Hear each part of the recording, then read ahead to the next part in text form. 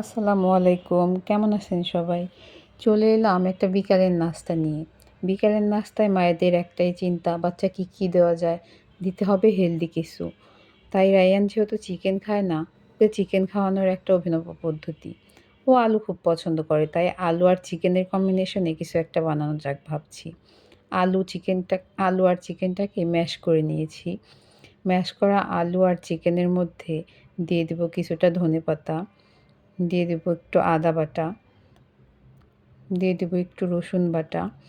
আদা রসুন বাটাটা 1 চামচ করে দিয়ে দিতে হবে। তারপর দিয়ে দেবো পেঁয়াজ কুচি।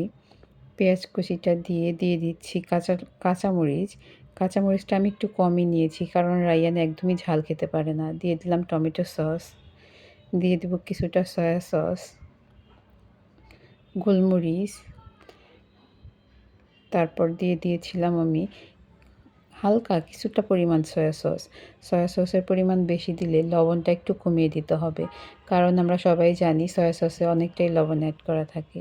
দিয়ে দিলাম মরিচের গুঁড়া, খুবই সামান্য, একটু হলুদের গুঁড়া, একটু ধনিয়ার গুঁড়া, তারপর দিয়ে দেবো লবণ।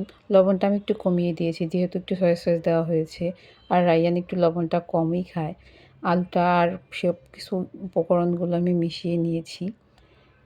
তারপর হালকা হাতে একটু তেল মিশিয়ে ছোট ছোট বল আকার করে নেব।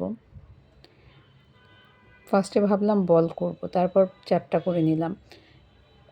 আমি আসলে কিছুটা আলসে মেয়ে, তাই মাঝে মাঝে কী করি, কিছু জিনিস বানিয়ে রেখে দিই। তারপর ঝটপট মেহমান কিংবা বিকেলের নাস্তায় এরকম আইটেম থাকলে শুধু ডিমে চোবাবো আর ব্রেড ক্রামে ডুবিয়ে ভেজে নেব। তাই চটপট বানিয়ে রেখে দিয়েছি। এখন আমি এটা ডিপ ফ্রিজে রেখে দেবো যতক্ষণ না এটা শক্ত হচ্ছে।